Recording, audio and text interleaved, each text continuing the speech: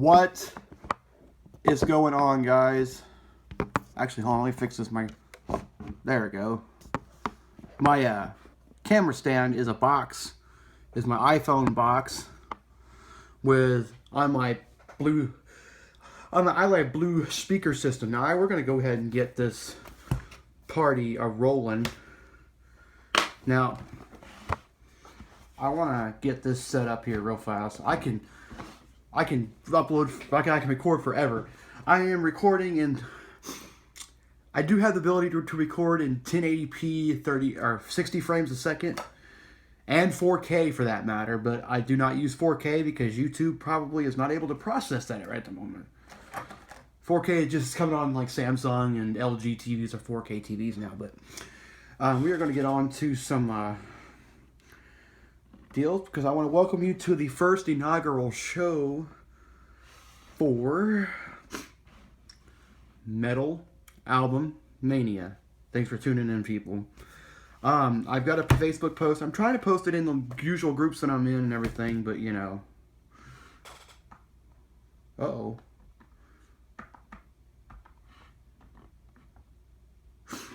And I want to get some stuff here. And I was doing some looking around and things like that.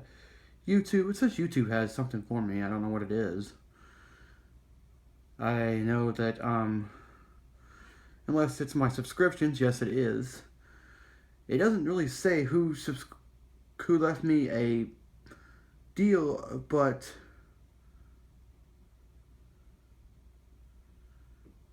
oh, the Fire Dancing Sisters. I don't even know what that means. Oh, Jesus. My stomach is kind of rocking tonight.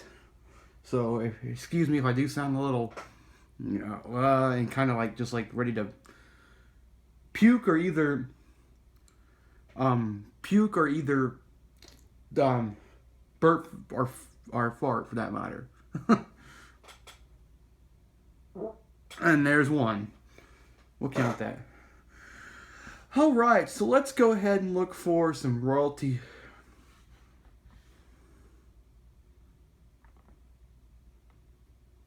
Roy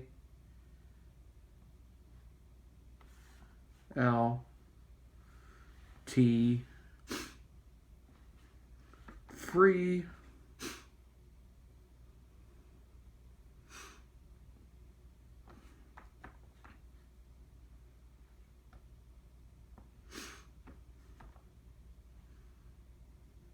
Okay, we're going to set up some music here. And I know I'm rambling on here, guys. I know you guys want me to get to the album review, but this is going to be a nice change of pace for everybody because I can upload for almost an hour or so. Well, I can record for almost an hour because I've checked it out. It's 130 megs for each minute of usage on 1080p, 30 frames a second. It's 200 for 60 frames a second, and it is, I think it's 375 megs for every 4 minute of 4K video. And I just want to get some really fucking fuck. I don't know. Excuse me, guys. I'm sorry. I just want playlists is what I want. Hopefully the first one that comes up is Techno X. Oh, Techno X. There he is. That's trailer music. Music loops, background music, free music.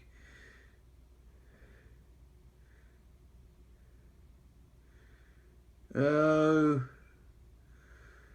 I don't got metal music.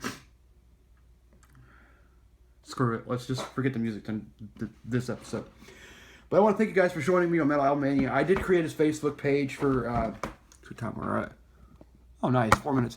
I did create a Facebook page for this. It's Metal Album Mania on Facebook as well. It is actually listed under as a person and entertainment. Well, I don't know, because I want to get analytics for it so I can actually keep up with the statistics and the amount of likes and the amount of likes and amount of people who unlike the page, so I can kind of verse my genre. Or no, first my kind of figure out how I'm doing and what interested people and what didn't interest people and why people left the page and whatever. But I want to do that. I am going to be doing a technology review. It's going to be called a music. It's called musicology. Well, it's called. It's going to be. I'm going to call it tech useology. Tech musicology. It's like technology, but in this musical, more stuff that generates with music, like speakers and headsets and everything like that. And I want to show you this, guys, real quick before we start the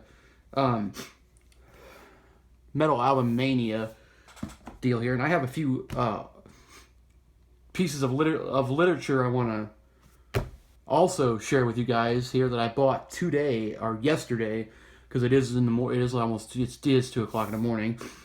But I found something 2 days ago that I was kind of really excited to try. So when I got paid, I went and bought me. You're gonna freak out when you hear what it is, but then you're gonna freak out about how much it cost. In a bad way, in a good way, but you're gonna freak out like a little schoolgirl when you hear what it is. And Bruce Dickinson. Does that name ring a bell? Well, if you've always heard of basically him being flamboyant, you know, he is a very flamboyant person.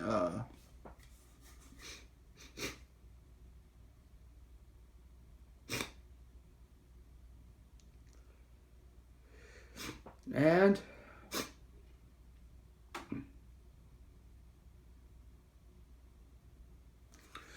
it is Iron Maiden Trooper Beer. Trooper Beer, Iron Maiden. That's right, guys. Crafted by flamboyant vocalist and flamboyant lead singer of Iron Maiden, Bruce Dickinson. He was a real ale enthusiast. Now, this right here actually tastes a lot like Guinness. So if you're a big Guinness fan, by all means, this beer is for you.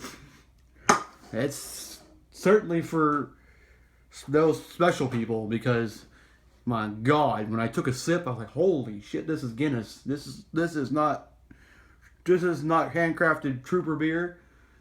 This is Guinness. This is exactly what Guinness tastes like, exactly the same." Which is good, because it's real ale. All right, guys, so let's get started here. We are wasting fucking time. Well, we're not wasting time. We're actually on track.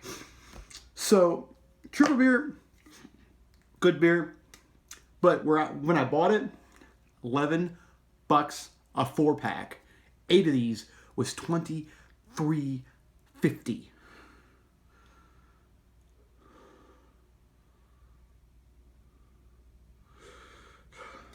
Bruce, I want to say you made an amazing beer, but Jesus Christ,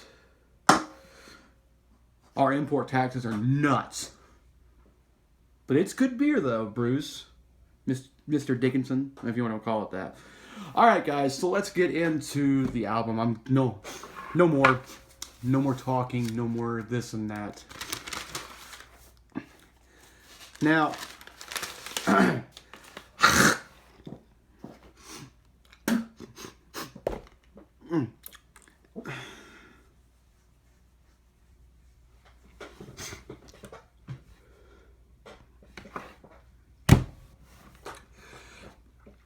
let's start off here.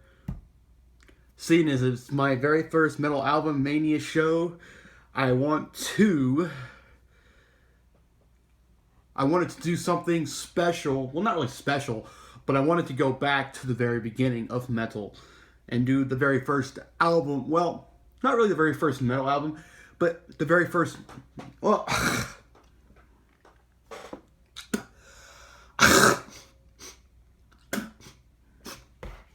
oh, by the way, I didn't mention this to be live, uncut, and uncensored.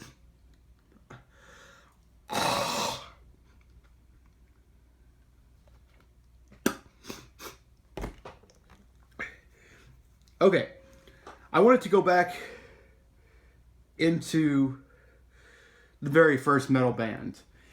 And I wanted to do something special with them. And you all know the very first metal band is Black Sabbath. I wanted to go back and review this album and listen to it all the way through. I wanted to listen to this Black Sabbath album, Black Sabbath. Now, I'm going to give you a little background into Black Sabbath real quick. Now, a lot of you guys probably don't know, but most of you do know that they were formed in Birmingham, England. So,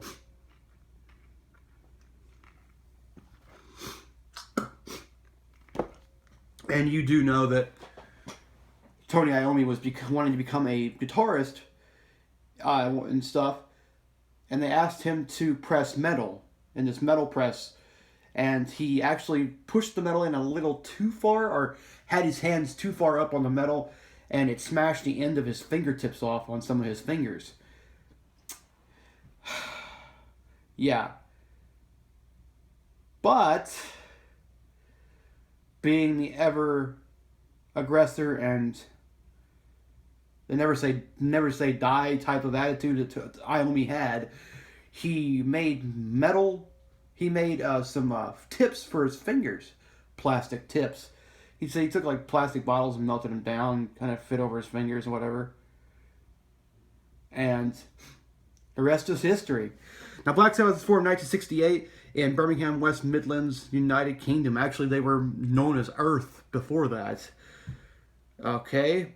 It's comprised of Ozzy Osbourne, Tony Iommi on guitar, Geezer Butler on bass, and Bill Ward on drums. Hold on just a quick second here. Find my...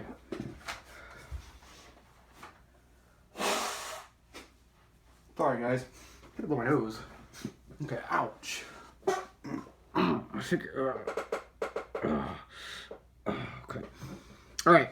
In the 70s, they were the first to pair slow, sonically distorted rock, blues rock, with lyrics about drugs, mental pain, and Satan. Thus making way for some of the biggest acts in history. Oh, God, my freaking toes. I hate my toes. Ooh. You ever stub your toe? Well, I have, like, my toenails don't get very long at all, but then when I trip over something, it hurts my toes really bad. Okay. Now, with their first album, it was a really good way to start off a 40-plus year career. Well, actually, 46-year career now. It's starting off right now. So, that's why they are the best and kings of heavy metal. So, if you have a chance to listen to Black Sabbath, I'm going to repeat this. If you have a chance to listen to Black Sabbath, first album, Black Sabbath, pick it up. Now, the album was released in 1970. Now, to make this album, it only took to make this album, it only took 8 years and $1,200 by Warner Brother Records. There you go, 8 hours. So it seems like from the very start they were on point with their music, and these were songs they had been playing for a year or so before they recorded this album, so that's pretty cool. Now we're going to start off with the first album, its very first song, and it is the title song to the ever-present thing, and that's Black Sabbath. Very, very eerie. The rain, the bell, I mean, it's just an eerie beginning. If you want to hear a good story, listen to the, I forgot what it's called. Crap, I just watched it last night. It's about heavy metal history. It's like 58 minutes long. And Ozzy was talking about when we played Black Sabbath, people would run out. chicks would run out to theaters or the stadiums when we play. I run out to theaters when we play Black Sabbath. I was like, Jesus, So the song's pretty damn scary. Just to let you all, and pretty scary to begin with. You just listen to that Black Sabbath, and I think it was James Hetfield that said, you just sit there and you turn on that first song on the Black Sabbath album, Black Sabbath, and you just sit there and look at it. And you stare at this woman on the cover of the album, and you get freaked out. I was like, yeah, that's how it goes, man.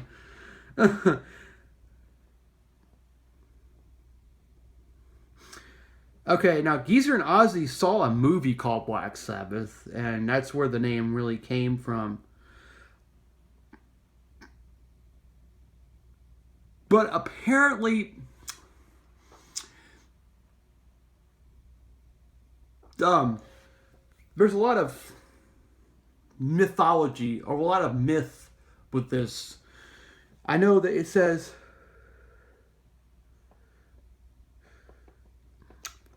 while doing new tracks, the band called Earth and Butler and Iommi strummed the same notes at the same tempo, convinced that it was an omen.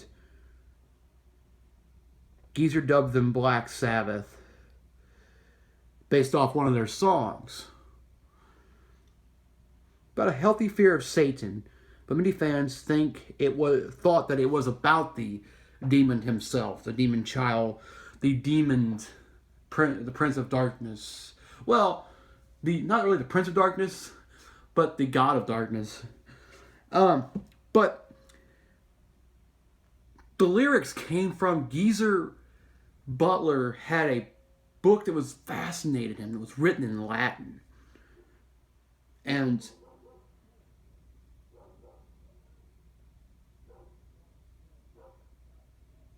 it fascinated him. And basically what it was, he said he kind of woke up in a dreamlike state, saw this black figure standing over where the book was at the end of his bed. And he woke up the next morning and the book had disappeared. And they said, this is, and you'll know the lyrics like, who is this that stands before me, the black figure pointing at me? That's what that means. He thought it was Satan taking back this occult book. Very great first song. A very eerie first song for a very first release under the name Black Sabbath. That's awesome that it is the basis for their band name and everything. Now the next one is The Wizard. And let's see what time we got left here. Oh God. Okay, we're only at 18 minutes. Good. Now Ozzy plays the harmonica part in the very beginning. It's like,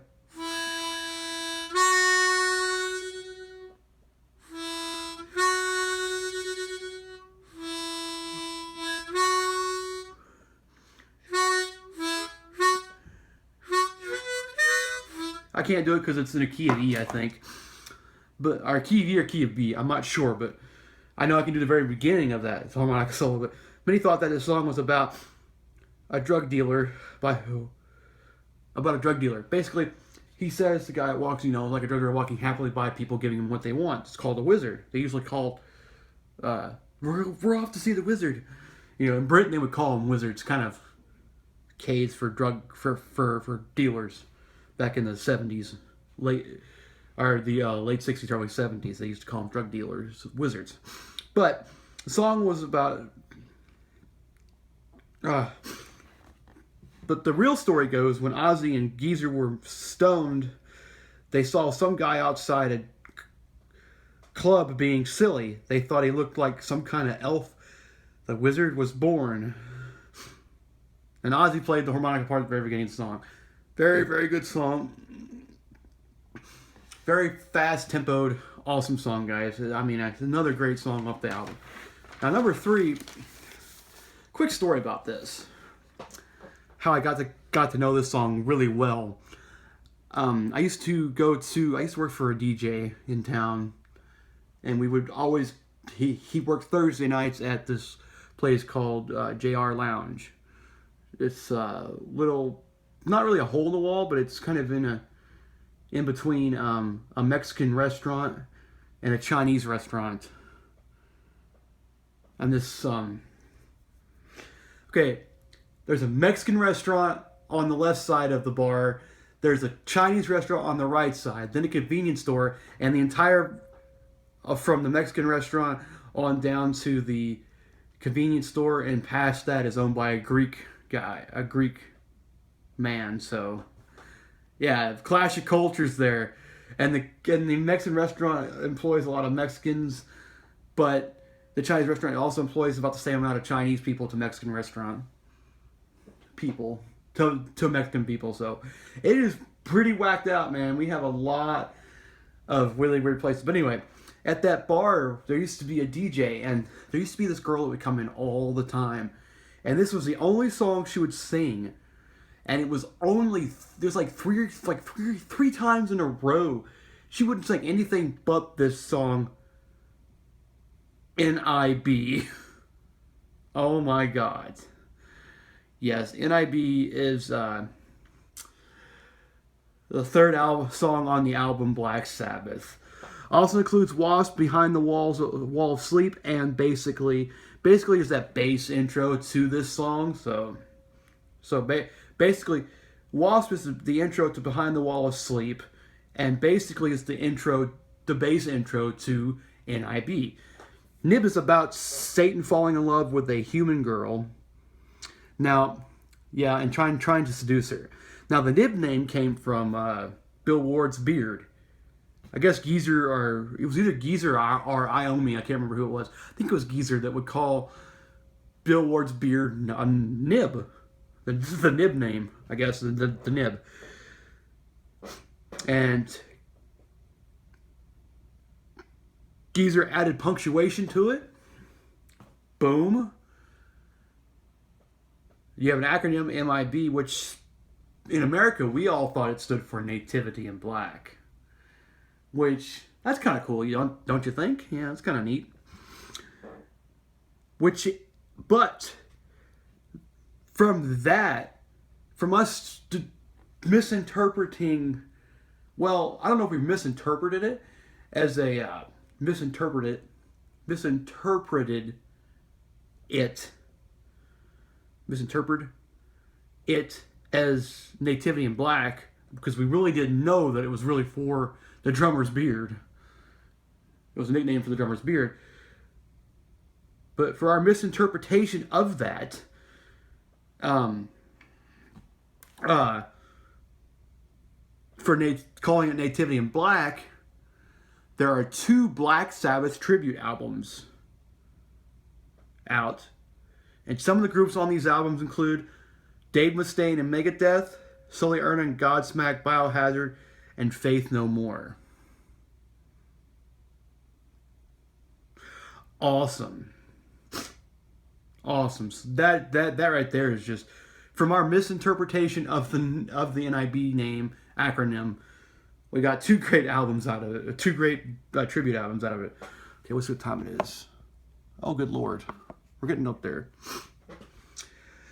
The next one is Wicked World, and this basically, it's the only song. Okay, now listen. During the album, Tony Iommi, this is actually the first song they recorded for that album, Black Sabbath. Tony Iommi actually was going to use a Fender Stratocaster, a Fender Strat, but after the Wicked World, the pickups on his Fender malfunctioned, and he used a Gibson SG for the rest of the album and never went back.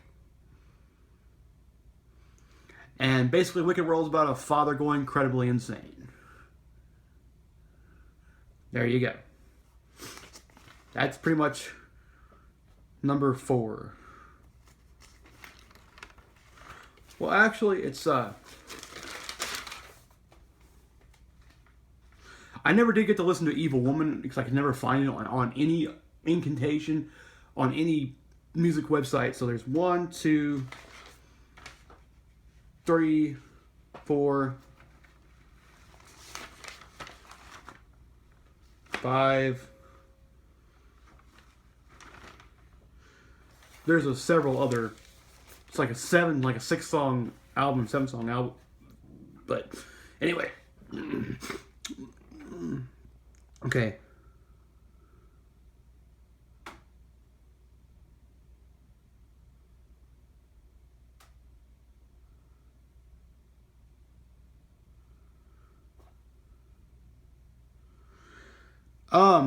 This Sleeping Village, A Bit of Finger and Warning. Slow, haunting song. It's supposed to be about the Salem witch trials. One of the earliest songs. They played it on a John Peel's Top Gear radio show in 1969 in November. Yeah. It's back when they were doing their... Now let me go ahead here and find out what the song is. Here, hold on. Uh-oh, hold on. I didn't get to do it.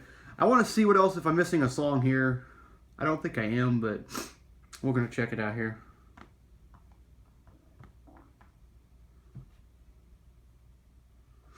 I want to see what they got here. Hold on. Okay, Black Sabbath.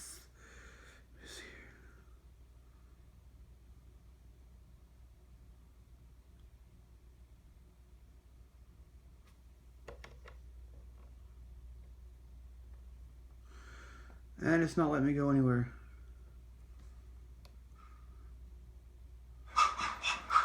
Okay. So it is 1, 2, 3, 4, 5 different songs. But they don't include any of Wicked Woman. This is Black Sabbath here. You know I can hear that.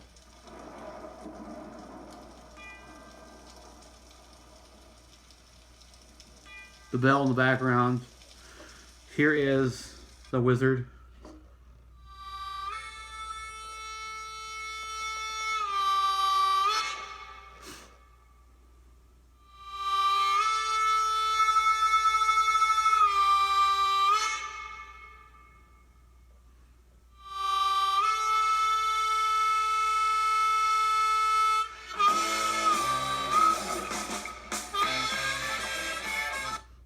I can only use so much of this each song in here.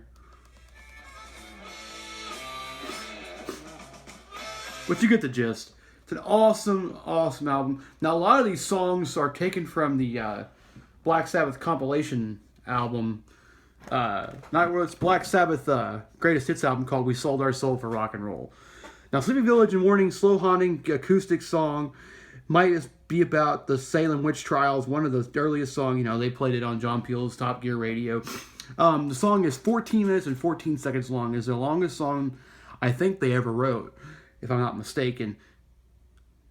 Well, in the incantation of Ozzy Osbourne, Tony Iommi, Geezer Butler, and Bill Ward, it is the longest song they ever wrote, by the way. But it's an awesome song, and the album is excellent overall. So if you get a chance to pick it up, please pick it up, guys. Great song, great album. I mean, all together, the album is just mysteriously spooky as it is, good to listen to. So pick it up, buy it, pick it up if you can. And I want to thank Black Sabbath for starting out metal. Now, before we go, guys, I have a few things I want to show you real quick. Is it 29 already? Jesus, hold on. Yes, it's already 30 minutes. Jesus. Sorry, guys. I want to show you just one more thing here or two more things before we head out for the night. Turn this down just a little bit. Block this off here. On my end here. Oh, what the fuck? There it is. It's a weird spot, but I do have a few items of the literature that I want to show you guys. This here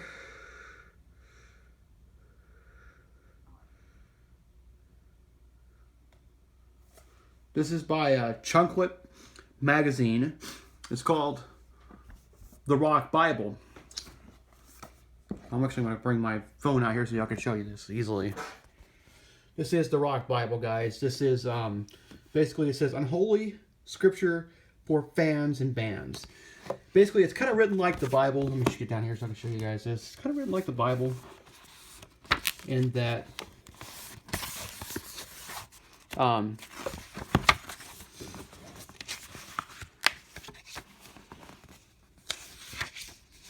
Genesis talks about God making the rock band. But making the rock band for each of the days, he makes one piece of the rock band. Then we got the Gospel according to the drummer. And this is like the, what do you ever call it? Matthew, Mark, Luke, and John. And it starts off with some of the stuff like, let me read some of this out to you guys. Just really quickly here. The reason there are so many drummer jokes is because the drummers really are certifiably crazy. There's no such thing as drummers and songwriters. Drummers can only be overly sensitive, so treat them with kid drumming gloves. The wisdom of gear. Having a band logos on your kick drum only tells the audience that you overestimate the value and underestimate the chance of being replaced. Then it goes into the gospel according to bass players. Like, if you have a wireless system on your guitar, you should test its distance reception by leaving the stage repeatedly during the show. You should only throw the guitar pick into the crowd if somebody actually wants it. Also, have the courtesy to point that person once they get it. Point to that person. It's really cool. It's got several stuff. Gospel according to the band, a gospel according to the singer, gospel according to the keyboardist, gospel according to the fan, gospel according to the crew. You know, it's just really, really a great read, guys. It's called The Rock Bible. It's I think it's written by Owings, but I'm not sure. It doesn't say who wrote it. It just has. So it's got like a gospel according to the drummer, guitarist, singer, keyboardist, band, crew, fan, the book of Revelation, the saints, sinners, thanks, and little list of contributors. It's pretty good deal. I only picked it up for $6.99, so it's good. It was a used book copy though. Now the next thing I want to show you guys real quickly is Sound of the Beast. The complete headbanging history of heavy metal. And yes, this does now include history of metal, new material on metal in the Muslim world. So, yes. And it goes through everything. It becomes a brief headbanging history of time. Which starts off metal, you know.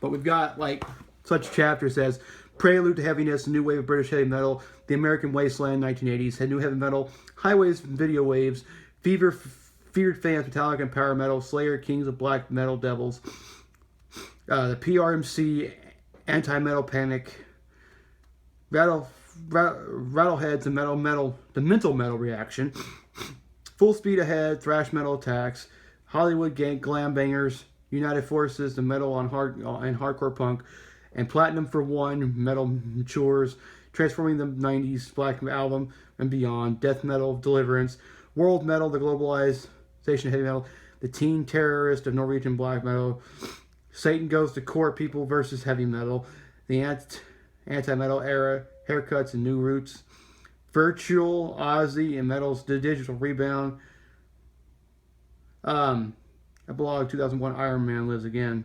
Yes, we know. Ha! Then it has appendix like the best 25 heavy metal albums of all time, index of genre boxes, the final print, metal list, all hail to the index and then some edited notes. But it's a great book, guys. It really gets into the history of heavy metal. About 400 pages worth. I say almost all the way through. It's like 400 pages something. Oh, it's right at 400 pages. Okay. So they weren't lying when I was reading that. That's cool. So that's basically it, guys. Thanks for joining me on Heavy Metal Album Mania today. I'm sorry this went very long, but it's my first show, and I wanted to show you a few things that I picked up because I've just recently rediscovered my love for metal. I really am very happy and just elated now. So, okay, guys. So thank you so much. The next one, I want you guys to go down in the comments below. Tell me what you think of this. Tell me what you think of this show, and give me a band and one of their albums to review. I also want you guys to be out there voting on this stuff, okay? I want you guys to be out there voting on each band you want to see be part of, my next pick. So I want to find out. I'm giving you guys about 3 days to figure it out. So, or actually, I'm giving you guys whatever. I have another one lined up, but I don't want to do it unless absolutely have to. So, peace out, guys, and rock out. Our rock to your faces melt off. So, and headbang till your hair falls out. All right, guys, peace out.